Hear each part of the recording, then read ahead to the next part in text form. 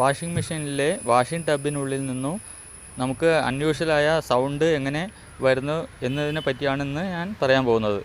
Washing ടബിനുള്ളിലുള്ള ഈ പ്രൊപ്പല്ലറിൻ്റെ അടിയിൽ നമ്മൾ വാഷിങ്ങിനായി ഇടുന്ന വസ്ത്രത്തിൻ്റെ ഉള്ളിൽ കുടുങ്ങിപ്പോകുന്ന കോയിൻസ്, മറ്റ് ചില വസ്തുക്കൾ ഈ പ്രൊപ്പല്ലറിൻ്റെ അടിയിൽ കുടുങ്ങി പോകുമ്പോഴാണ് നമുക്ക് വാഷ് ചെയ്യുന്ന സമയത്ത് അൺയൂഷ്വലായിട്ട് സൗണ്ട് ചിലപ്പോൾ കേൾക്കാൻ പറ്റുന്നത്. അതെങ്ങനെ പരിഹരിക്കാം, അല്ലെങ്കിൽ നമ്മൾ ഇതുവരെ ഇടുന്ന വാഷിംഗ് ഇതിന് ഉപയോഗിച്ച് വന്ന ഡിറ്റർജൻറ്റ് പൗഡറിൻ്റെ അവശിഷ്ടം നമുക്ക് ഇത് അയച്ചെടുത്താൽ ഇതിനുള്ളിൽ നിന്ന് ക്ലീൻ ചെയ്യാൻ പറ്റുന്നതാണ്.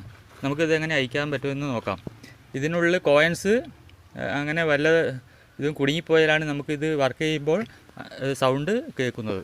നമുക്ക് ഇത് അയക്കാൻ ഇതിൻ്റെ നടുവിലായിട്ട് ഒരു സ്ക്രൂ കാണാം. ഇത് സ്റ്റാർ സ്ക്രൂ ആണ്. ആ സ്ക്രൂ അയച്ചെടുക്കണം.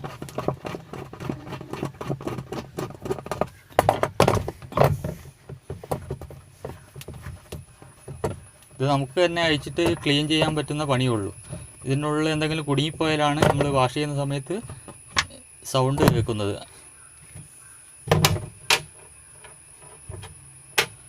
ഈ സ്ക്രൂ അയച്ചതിന് ശേഷം നമുക്ക് ഈ ഹോൾസിൽ എന്തെങ്കിലും ഇട്ടിട്ട് തിക്കിക്കഴിഞ്ഞാൽ ഇങ്ങോട്ടേക്ക് പുറത്തേക്ക് അത് വരുന്നതാണ്. ഇതുപോലെ അറ്റം വളഞ്ഞ ഒരു കമ്പി എടുത്തിട്ട് ഈ ഹോൾസിൽ ഇട്ടിട്ട് പൊക്കിയെടുത്താൽ ഇത് പൊക്കിയെടുക്കാൻ പറ്റും. ഇതുപോലെ പൊക്കിയെടുക്കാൻ പറ്റും. ഇതിനുള്ളിൽ നമ്മൾ വാഷിംഗ് പൗഡർ എല്ലാം ഉള്ള അഴുക്കെല്ലാം ഇതിൽ അടിഞ്ഞു കൂടിയിരിക്കും. അതുപോലെ ഇതുപോലെ പഴയ നമ്മൾ പോക്കറ്റിലെല്ലാം എടുത്തുന്ന കോയിൻസ് ഇതിനുള്ളിൽ വീണിട്ട് ഇത് തിരിയുമ്പോൾ, പ്രൊപ്പല്ലർ തിരിയുമ്പോൾ ഈ സൗണ്ട് തട്ടിയിട്ട് ആണ് സൗണ്ട് നമ്മൾ കേൾക്കുന്നത്. ഇത് സുഖം അയച്ചെടുത്തു കഴിഞ്ഞാൽ ഇവിടെ ചില്ലറ കോയിൻസ് എല്ലാം ഇവിടെ നമുക്ക് കാണാവുന്നതാണ്. അത് ഈ പ്രൊപ്പല്ലറിൽ തട്ടിയിട്ടാണ് വാഷ് ചെയ്യുമ്പോൾ സൗണ്ട് വരുന്നത്.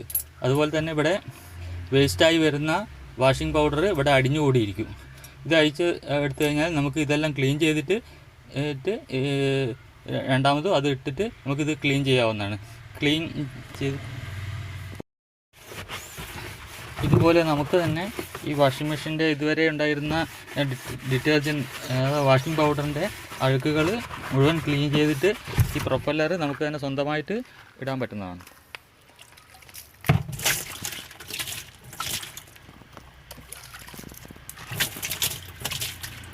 ഇത്രയും കാലം വർക്ക് ചെയ്ത വാഷിങ്ങിൻ്റെ പൗഡർ അടിഞ്ഞു കിടന്നിട്ട് ഇവിടെയെല്ലാം അഴുക്ക് നിറഞ്ഞിരിക്കും.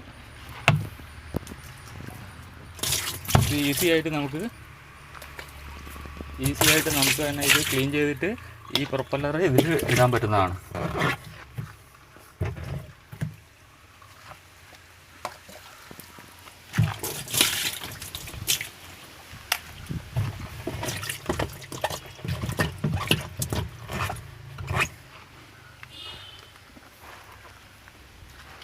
പ്രൊപ്പല്ലർ ഇതിൻ്റെ നടുവിൽ ഈ ഷാഫ്റ്റിൽ ഇറക്കിയിട്ട് സ്ക്രൂ ഇട്ടാൽ സിമ്പിളായിട്ടുള്ള ഒരു പരിപാടിയാണ്.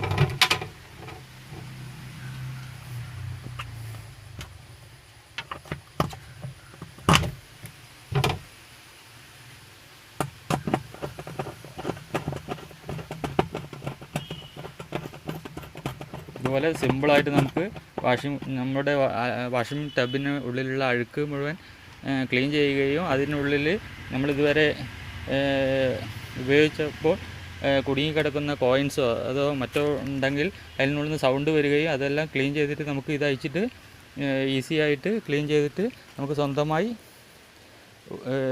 ഉപയോഗിക്കാൻ പറ്റുന്നതാണ്. എൻ്റെ വീഡിയോ ഇഷ്ടപ്പെട്ടെന്ന് കരുതുന്നു. ഇഷ്ടപ്പെട്ടാൽ ലൈക്കും ഷെയറും സബ്സ്ക്രൈബും ചെയ്യുമെന്ന് കരുതുന്നു. Thanks for watching.